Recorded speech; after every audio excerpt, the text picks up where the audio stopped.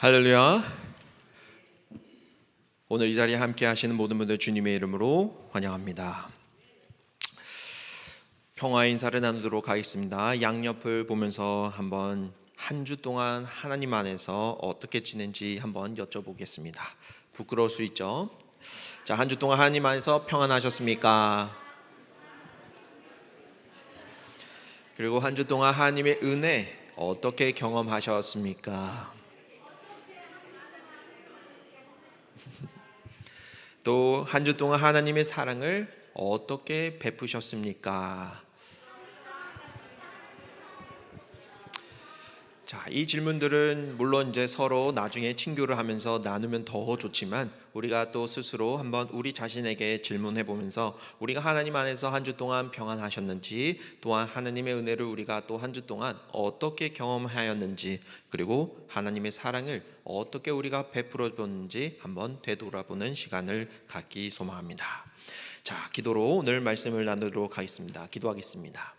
하나님, 감사합니다. 저희들이 이 자리를 통해서 주님의 말씀을 듣고, 그리고 주님의 말씀을 통해서 새로운 영의 힘을 얻고 세상에 나아가려고 합니다. 특별히 오늘은 우리 죄를 짊어진 하나님의 사랑이라는 주제로 나눕니다. 저희들에게 지혜를 허락하여 주시고, 또한 저희들에게 주님의 마음을 허락하여 주셔서 하나님의 영이 저희들 안에 함께할 때 그 구원을, 다시 믿음을, 확신을 가지고 살아가게 인도하여 주시옵소서. 저희들이 부족한 믿음이지만 주님, 그 겨자씨와 같은 믿음 한 알이 정말 주님께서 말씀하신 것처럼 크게 성장하고, 그리고 큰 나무로 더욱더 열매를 맺는 그 나무가 되길, 믿음이 되길 소망합니다. 주님, 주님께서 주시는 그 영의 영양분을 받아먹고 성장하게 축복하여 주시옵소서. 또 그 열매가 단순히 땅으로 떨어지는 것을 넘어서 이웃들에게 그 열매가 나눠지고, 그리고 그 씨앗이 더욱더 퍼져나가 주님의 구원의 소식이 땅끝까지 이르를 수 있도록 저희들을 축복하여 주시옵소서. 그 축복이 또한 저희들을 통해서, 저희들의 손을 통해서 이웃들에게 축복이 전달해질 때 주님의 영광을 올려드리고 주님의 빛과, 그리고 주님의 소금이 되는 저희들이 되게 축복하여 주시옵소서. 이 모든 내 감사드리며 예수 그리스도의 이름으로 기도 올려드립니다. 아멘. 오늘 성경 본문은 이사야서입니다. 어떻게 보면은 이 이사야서는 정말, 특별히 53장은 우리들에게 가장 구속 신학이 무엇인지에 대한 명확하게 이제 설명하는 예언입니다. 예수님이 오시기 몇백 년 전에 기록된 이야기죠. 그리고 예수님께서 십자가에서 죽으시고, 그리고 구원을 이해하려고 할 때, 특별히 제자들이 예수님께서 돌아가고 나신 후 부활에 대해서, 그리고 승천하신 후 제자들이 예수님에 대해서 묵상을 하면서 이 성경 말씀이, 이사야서가 그들에게 어떻게 다시 해석되고 예수님이 누군가를 깨닫게 하는 핵심 말씀이기도 합니다.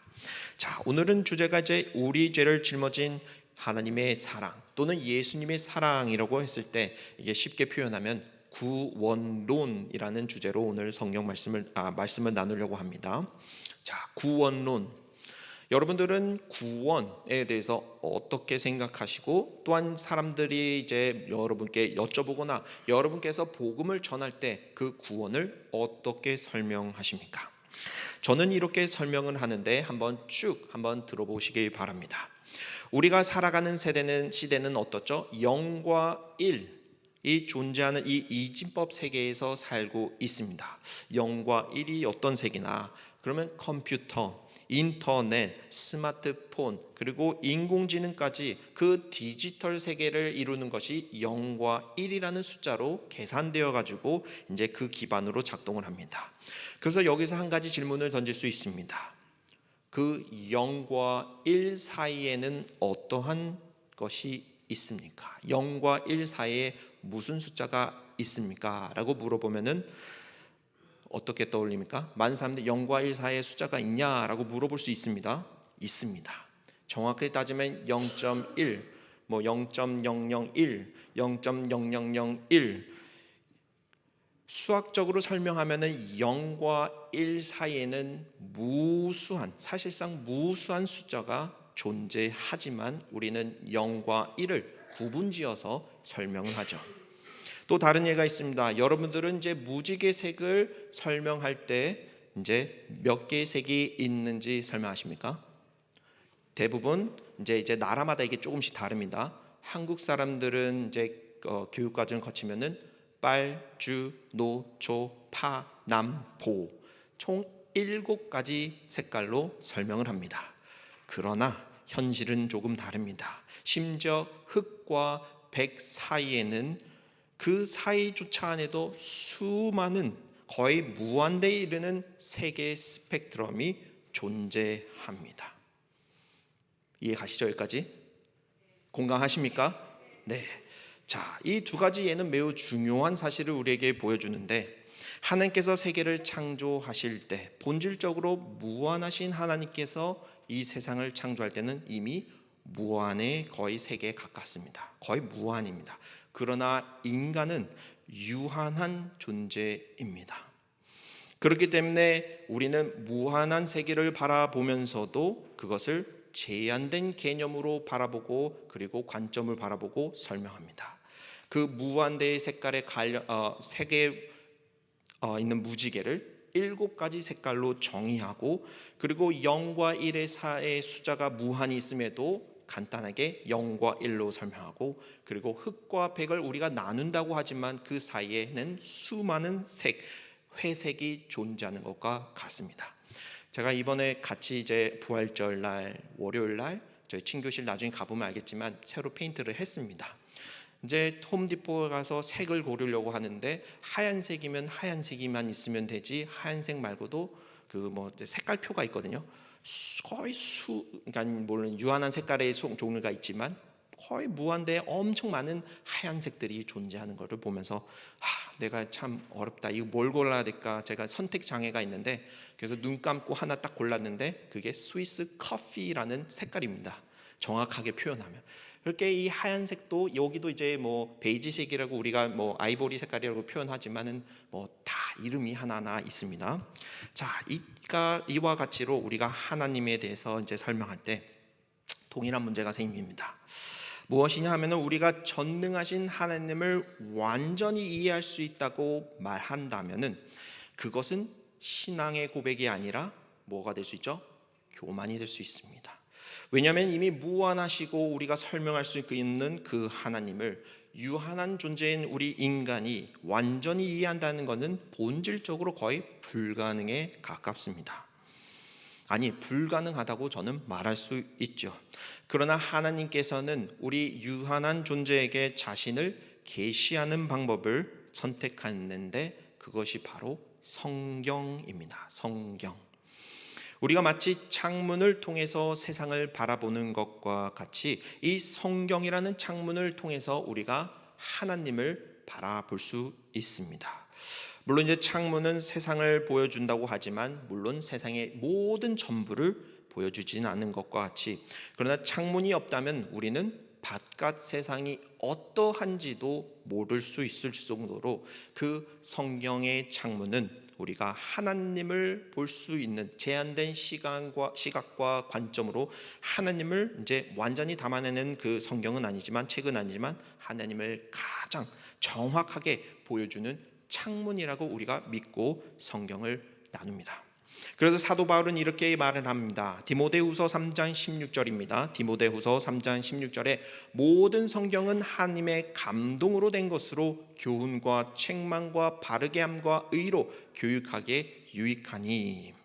여기서 감동이라는 단어가 쓰여 있습니다. 감동. 이 헬라어로는 테오, 하나님, 그리고 푸뉴스토스라고 해서 하나님의 숨을 불어넣어졌다라는 의미로 감동이라는 단어를 사용합니다. 즉 하나님의 숨, 영을 입은 사람들이 이제 기록합니다. 베드로후서 1장 20절부터 21절에는 이렇게 기록되어 있습니다. 먼저 할 것은 성경의 모든 예언은 사사로이 풀 것이 아니니 예언은 언제든지 사람의 뜻으로 낸 것이 아니요 오직 성령의 감동하심을 받은 사람들이 하나님께 받아 말한 것임이라 라고 기록되어 있습니다. 즉 하나님의 영을 입은 사람들이 하나님의 일들을 기록합니다. 그리고 그것이 기록이 남아져서 많은 이제 문서로, 그리고 편지로, 그리고 시로, 그리고 이렇게 많은데 그거를 쭉 다 모읍니다. 그래서 성경은 단순히 인간이 기록한 종교 문서가 아니라 성령님의 인도하심 속에서 기록된 하나님의 계시, 즉 탄에는 계시인 것이죠. 그리고 이 성경을 쭉 읽다 보면은 한 분을 가리키고 있죠. 그게 누굽니까? 바로 예수 그리스도입니다. 예수님이 태어나기 이전에도 성경은 그분을 예언했고, 그리고 예수님께서 공생의 기간 동안에 행하신 모든 일들, 그리고 이제 십자가, 그리고 부활 기록됐고, 승천 이후에 이제 성령님께서 인도하심 가운데 살아가는 모든 제자들의 삶, 고난, 힘든, 그리고 분쟁 등 여러 가지 교회의 삶도 기록되어 있습니다. 그리고 우리는 이것을 통틀어 뭐라고 하죠? 성경이라고 이야기합니다. 개신교 전통에서는 성경은 구약 39권, 그리고 신약 27권, 총 66권으로 이루어져 있습니다. 즉 말하면은 이 성경은 한 권으로 지금은 다 이제 모아져 있지만, 예전에는 37권의 구약과 27권의 신약으로 이루어져 있습니다. 이것은 단순히 고대 문서가 아닙니다. 하나님의 계시로 우리가 그것을 받드는 것이죠. 이 계시는 시대와 문화와 인종과 그리고 언어, 그리고 세대를 넘어서 모든 인류가 하나님의 아들이신, 그리고 구세주이신 그 나사렛 예수 그리스도를 올바르게 우리가 이해하고 바라보고 그리고 믿을 수 있도록 인도하는 하나님의 계시입니다. 동시에 성경은 이제 성부의 하나님, 성자 예수 그리스도, 그리고 성령 하나님을 이제 기록합니다. 곧 삼위일체 하나님을 실제로 경험한 사람들이 그들의 신앙과 그리고 그들의 삶의 기록이 남겨져 있죠. 그래서 성경을 어떤 사람은 이제 이야기를 합니다. 과거의 역사를 이야기하는 것이 아니냐, 또는 과학책처럼 해석하려고 보는 사람들도 있습니다. 그러나 성경은 우리가 하나님을 더욱더 분별할 수 있고 분명히 알 수 있도록 마치 빛과 같은 존재로 우리에게 오셔서 어둠 속에서 우리가 길을 잃어가고 헤맸을 때 밝은 등불로 오시는 것, 하나님의 계시로 우리가 올바른 이해를 하고 그리고 올바른 믿음으로 길을 갈 수 있도록 인도해 주시는 것이 이 성경인 것이죠. 자, 이제 비록 삼위일체 하나님은 무한하신 존재입니다. 인간과 전혀 다른 차원의 존재이기 때문에 유한한 존재인 우리가 그분을 완전하게 이해한다는 것, 그리고 완벽하게 설명한다고 하면은 아마 그거는 제가 아까 말씀드렸잖아요, 교만이 될 수 있습니다. 그러나 우리의 삶 속에서 경험하는 다양한 우리들의 신앙 체험이 있지요. 그를 통해서 사랑의 하나님, 은혜의 하나님, 그리고 사랑의 예수 그리스도, 그리고 성령님의 그 불과 같으심을 우리가 삶 속에서 경험하고 그것을 실제로 역사한다는 것을 우리가 증언하는 것입니다. 자, 여기서 삼위일체, 어려운 단어가 나오죠. 삼위일체, 이 교리가 등장합니다. 여기서 교리라는 말은 단순한 이론이 아닙니다. 신앙을 체계적으로 설명하고 정리하고 그리고 어떻게 보면은 인간이 최대한 이해할 수 있도록 체계를 정리한 방식이라고 이제 기억하시면 됩니다. 삼위일체 교리는 우리 기독교 신앙에서 매우 중요한 기초 틀과 같은 역할을 합니다. 다른 말로 표현하면 이제 기독교 신앙 안에서 성부 하나님, 성자 예수님, 그리고 성령 하나님, 이 가운데 하나라도 부정한다면 또는 삼위일체를 부정하게 된다면 그것은 전통적인 기독교 신앙의 기준에서 벗어난 신앙으로 이해가 됩니다. 그래서 교회 역사를 우리가 쭉 살펴보면은 이 삼위일체를 거부하거나 하나라도 부정한다면 기독교가 아닌 다른 종교로 분리하거나 또는 이단으로 규정합니다. 그렇기 때문에 교회에서 부활절 예배를 드릴 때도 우리가 사도신경을 또 신앙을 고백할 때도 성부, 성자, 성령님, 이 하나님에 대한 고백이 항상 등장하고 함께합니다. 그래서 성부의 이름으로 세례 주노라, 성자의 이름으로 세례 주나, 그리고 성령의 이름으로 세례를 줍니다. 이건 단순한 전통이 아니라 기독교 신앙의 핵심 구조입니다. 얼마 전에 어느 권사님께서 한 권사님께 저에게 좋은 질문을 해주셨습니다. 왜 예수님께서 우리의 죄를 대신 짊어지시고 십자가에서 속죄하셨다는 그 구속사의 고백이 교회의 고백 속에 항상 길게 직접적으로 표현되지 있지 않습니까? 즉 예수님께서 우리를 대신해서 죄를 짊어지시고 십자가에 돌아가시고 그리고 우리는 그 하나님 예수님을 통해서 어떻게 되죠? 구원을 얻게 됩니다. 맞습니다. 성경에도 이렇게 기록되어 있습니다. 로마서 5장 8절입니다.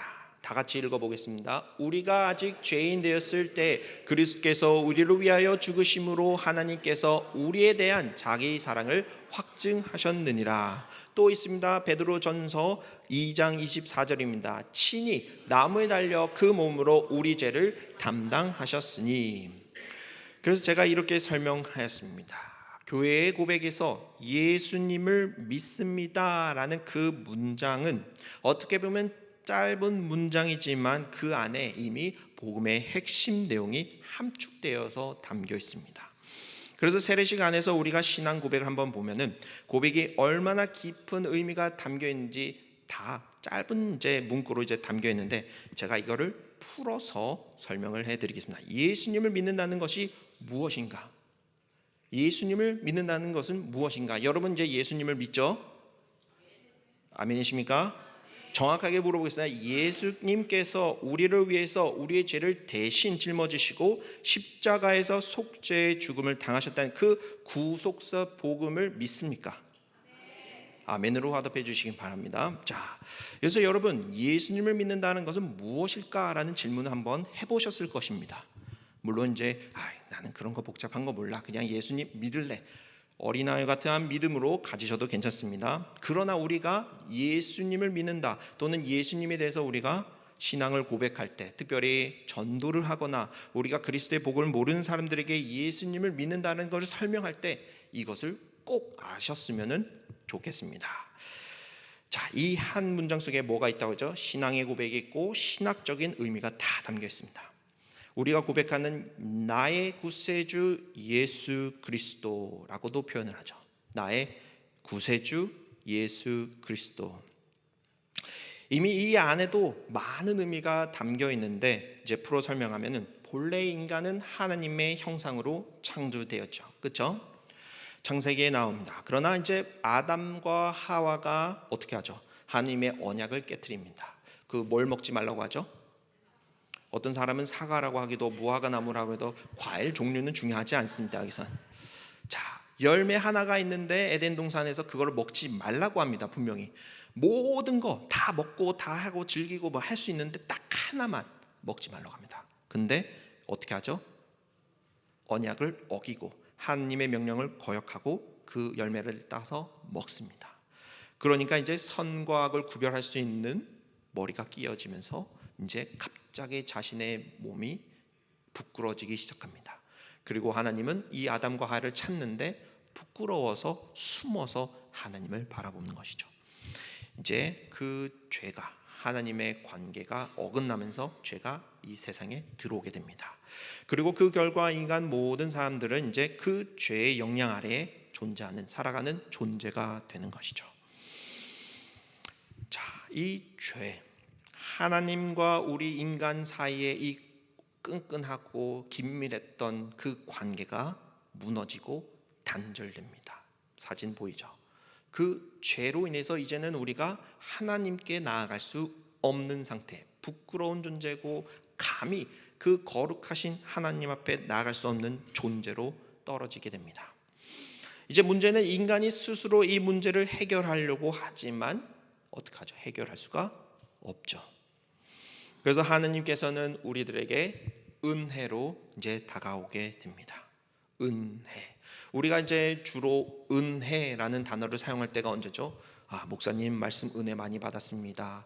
또는 뭐 해서 은혜 많이 받았습니다. 하지만 그 은혜도 있지만 여기서 은혜는 조건 없이 사랑으로 우리들에게 오시는 그 구원의 손길 또는 구원의 길, 그리고 하나님께서 우리를 향한 마음, 그리고 하나님께서 우리와 함께 하신 그 모든 것을 통달아 은혜라고, 값없이 주시는 그 사랑의 은혜라고 이해하면 됩니다. 자, 그 사랑 때문에 이제 하나님의 아들 예수 그리스도께서 이 땅에 오시고, 그리고 속죄의 어린 양처럼 우리 죄를 대신해서 짊어지시고 돌아가시죠. 십자가에서 보혈을 흘리시면서 그 고통 속에서도 이야기를 하십니다. 그 죄인들을 용서해 주십시오. 그들은 그가 하는 것을 잘 모릅니다 라고 말합니다. 우리의 죄를 용서하시고 하나님과의 관계를 다시 회복하는 겁니다.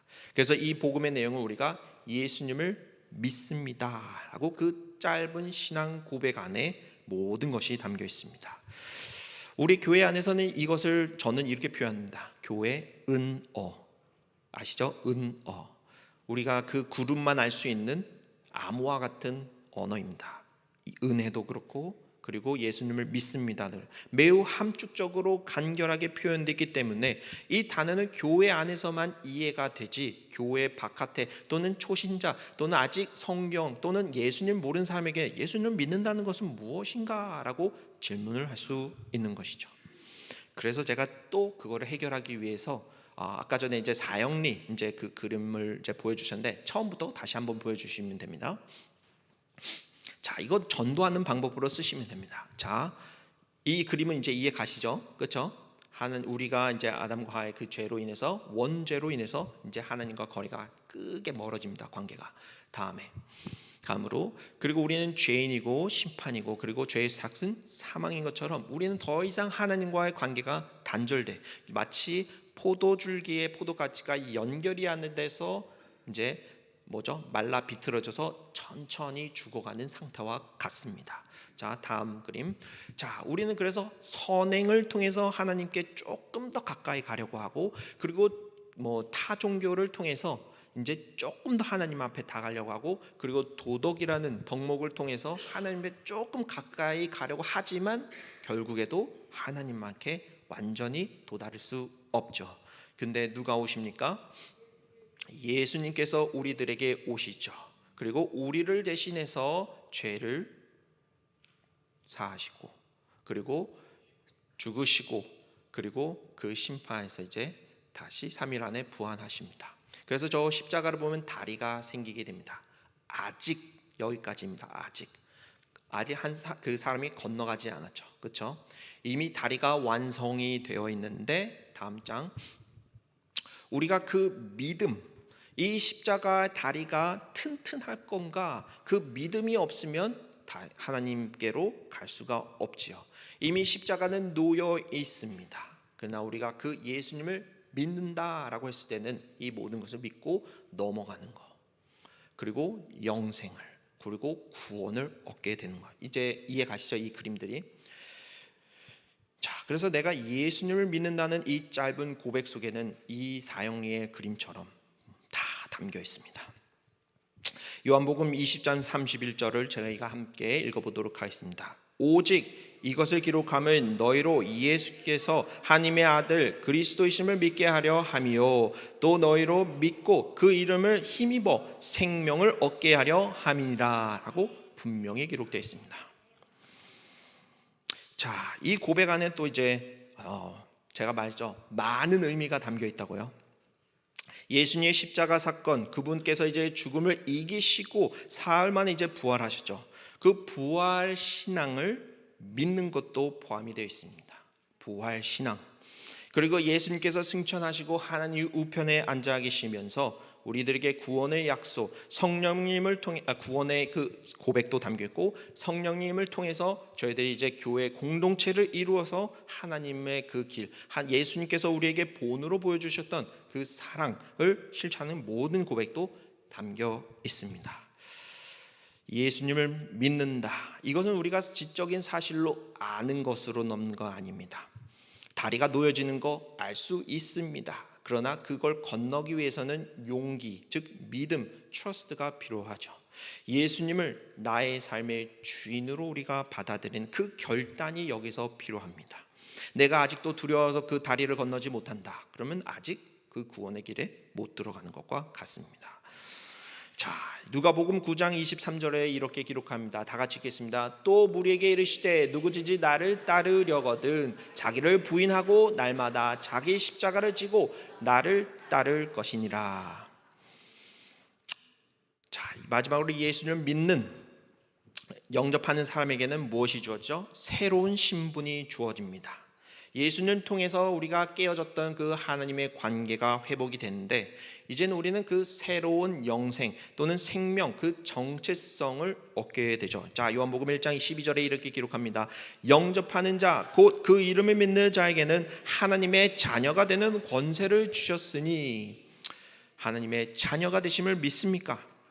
자, 정리하면 예수님을 믿습니다라는 그 고백 안에 무엇이 있냐? 나는 예수님이 하나님의 아들이심을 믿습니다. 또 포함되고 예수님은 나의 구세주이십니다 라고 포함되고 예수님은 나의 죄를 대신 짊어지셨습니다 또 포함되고 예수님은 죽음을 이기시고 부활하셨습니다 또 포함되고 예수님은 나의 삶의 주인이십니다 또 포함되고 그리고 다 같이 읽겠습니다. 나는 그분을 따르는 제자로 살아겠습니다 라는 이 모든 신앙의 이 한 문장, 정확히 하면 두 단어죠. 예수님 믿습니다 안에 다 포함되어 있습니다. 아멘이십니까? 자, 이 예수님 믿습니다 얼마나 함축되었는지 이제 조금 이해가 가시죠? 자, 여기서 끝나면 조금 아쉽죠? 저는 좀 아쉽습니다. 여러분은 이제 조금 더 이제 깊게 들어가도록 하겠습니다. 조금 여기서부터는 조금 이제 그냥 한 귀로 듣고 한 귀로 흘리셔도 됩니다. 자, 여기서 이제 그리스도인이라면 공통적인 이제 질문을 하게 됩니다. 무엇이냐 하면 내가 예수님을 영접하면서 눈물과 콧물을 흘리면서 이제 하나님 앞에 나의 죄를 고백합니다.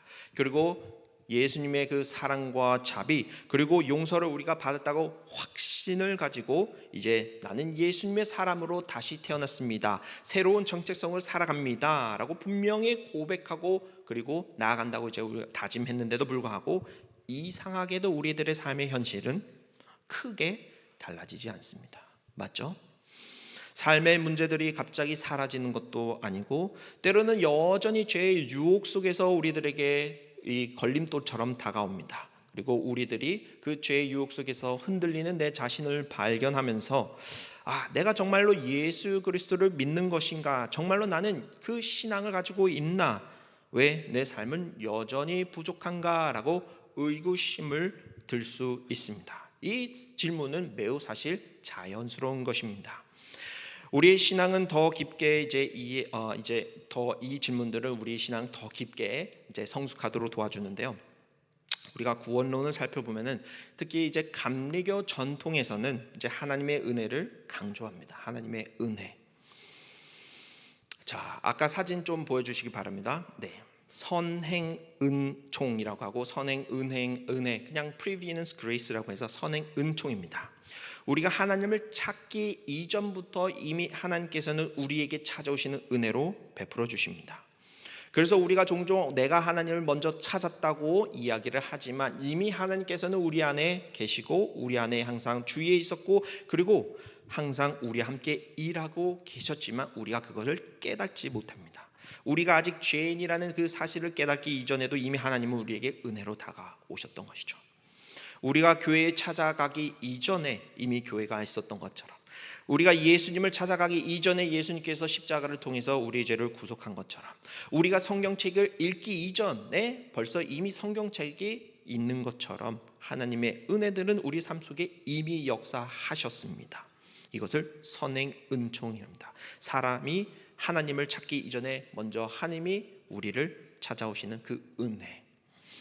자, 두 번째는 칭의라는 은혜입니다. 여기 이제 보면은 절벽과 딱 다리 사이에 이제 가리키는 게 칭의의 은혜 또는 은총이라고 합니다. 자, 이 시점에서 바로 우리가 신분의 변화가 확 이루어집니다. 짧게. 우리가 아무리 선행으로 무엇을 한다, 도덕적으로 열심히 산다 해서 하나님으로부터 의롭게 되는 자가 되는 것은 아닙니다. 인간 스스로는 하나님 앞에 의로워질 수 없습니다. 오직 예수 그리스도를 믿는 믿음 안에서 우리는 하나님으로부터 의로운 자, 너는 의롭다라고 선언하신 것이 바로 하나님의 은혜인 것이죠. 로마서 3장 23절부터 24절 다 같이 읽겠습니다. 모든 사람이 죄를 범하였음에 하나님의 영광에 이르지 못하더니 그리스도 예수 안에 있는 속량으로 말미암아 하나님의 은혜로 값없이 의롭다 하심을 얻은 자 되었느니라. 여기서 나오죠. 하나님의 은혜로 값없이 조건 없이 의롭다 하심을 얻은 자가 되었느니라. 누구 안에서? 예수 그리스도 안에서.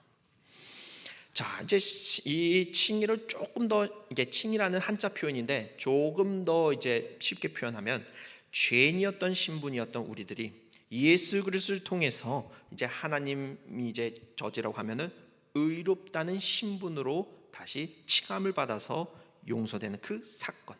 우리들의 신분이 죄인에서 이제 의로운 자로 변합니다. 근데 여기서는 신분의 변화이지 우리들의 삶과 성품 모든 것이 한순간에 변했다는 것은 의미하지 않습니다. 물론 이제 한순간에 변하는 사람들도 있습니다. 성령님께서 임하시면 한 사람이 갑자기 이제 사울이 바울이 되는 것처럼 한순간 이제 변하기도 하지만, 어떤 사람은 그 기간이 쭉 오래 걸리기도 합니다. 이건 사람마다 다 다릅니다. 자, 세 번째 단계가 여기서 등장하죠. 성화의 은혜, 성화의 은총, 성화은총이라죠. 여러분 성화 많이 들어보셨죠? 성화, 그렇죠? 자, 우리가 의롭다 하심을 이제 받았어요. 그러면 우리가 그 새로운 신분에 맞춰서 삶을 살아가야 하는 그 과정을 성화의 은총. 자, 로마서 6장 4절 다 같이 읽겠습니다. 우리가 그의 죽으심과 합하여 세를 받음으로 그와 함께 장사되었나니 이는 그리스도를 죽은 자 가운데서 살리심과 같이 우리 또한 새 생명 가운데서 행하게 하려 함이라. 자, 여기서 중요한 포인트가 있죠. 새 생명 가운데 행하게 하려 함이니라. 이 구원 사역, 어떻게 보면 우리가 육체를 가지고 있는 동안에는 끊임없는 유혹 속에 빠져 있는데, 우리는 그 유혹과 현실 속에서 끊임없이 싸움 속에서 살아가게 됩니다. 그러나 여기서 중요한 것은 이제는 죄가 나의 삶의 주인이 아니라, 누가 주인이죠?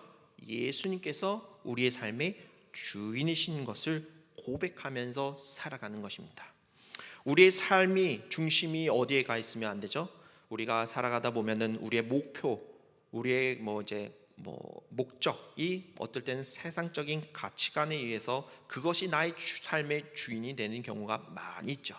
그러나 예수 그리스도를 믿는 사람은 그 예수님께서 우리 안에 주인으로 그 예수님을 바라보고 살아가는 삶을 의미합니다.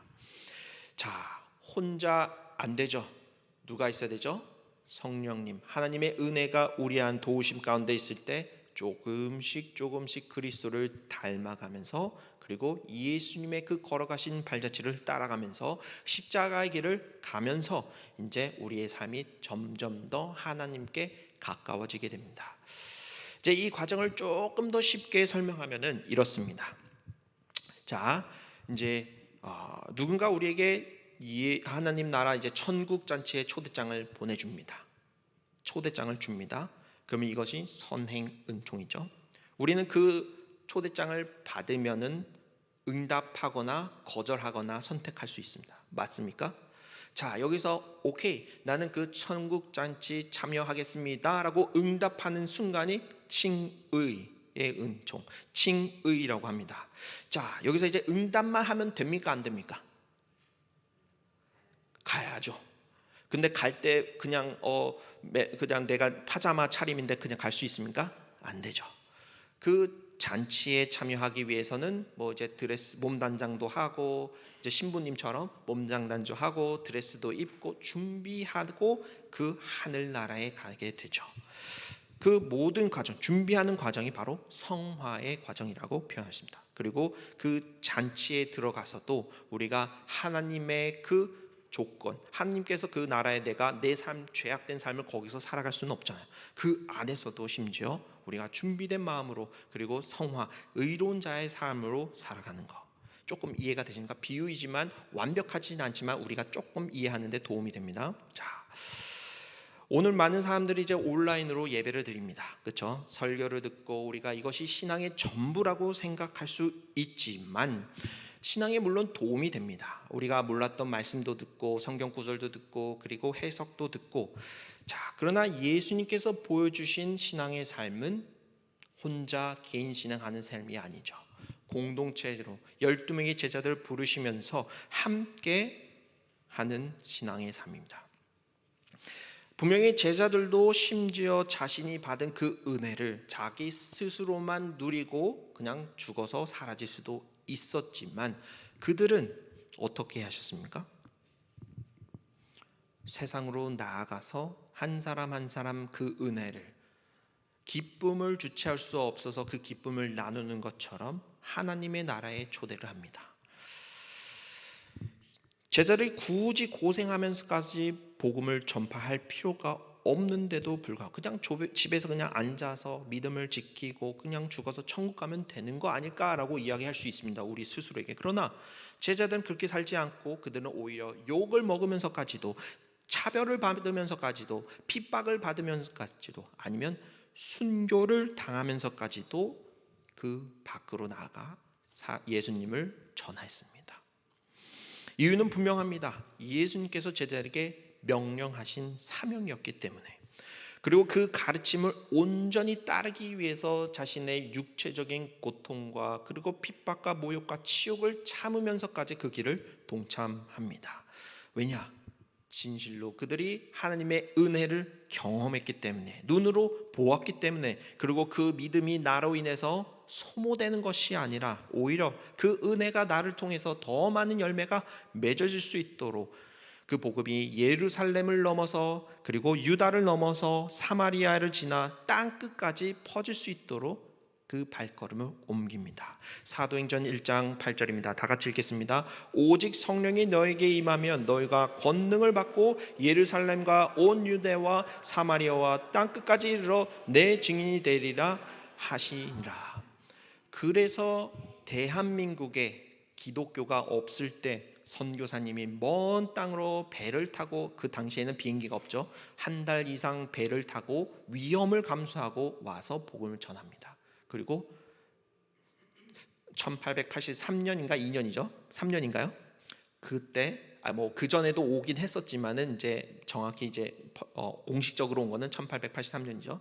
2년인가 3년, 그때 씨앗이 심어지고 대한민국이 이제 열매를 품게 되고 더 많은 씨앗이 퍼지게 됩니다. 아직도 예수님을 모르는 사람들이 저기 많이 있습니다. 그리고 그들이 아직 영접하지 못한 분들도 있고, 분명 예수님의 이름을 들은 사람도 있지만 아직 예수님을 믿습니다라고 그 신앙 고백하지 못한 사람도 아직 있습니다. 우리는 왜 여기 모여 있는가? 분명 하나님의 영광을 올려드리기 위해서도 있지만 우리가 예수님을 믿는 공동체로 서로 배우고 서로 의지하고 격려하고 권면하면서 그 하나님 나라를 같이 준비하기 위해서 이 자리에 모여 있습니다. 자, 이 야소리 하나님교회 이제 51주년을 맞이했죠. 그렇죠? 그리고 우리 여기 계신 분은 대부분은 신앙생활을 오래 하셨습니다. 최소 10년 이상, 20년 이상. 그뿐이겠습니까? 거의 한 70년 이상 하신 분도, 80년 이상 하신 분도, 또 90년 이상에 가까우신 분도 계십니다. 오랜 세월 우리가 신앙생활 해왔다면 이제는 더 이상 어린 아이가 아니죠. 이처럼 우리의 믿음의 단계도 더 이상 어린 아이와 같은 믿음이 아니라 이제 그리스도 안에서 더욱더 성숙된, 그리고 이제는 제자를 양육할 수 있는 단계까지 우리가 믿음이 더욱 성숙해져야지 않겠습니까? 우리 삶 속에 제가 항상 새벽기도 시간에 이야기합니다. 성령의 9가지 열매를 하나씩 맺어가고 계십니까?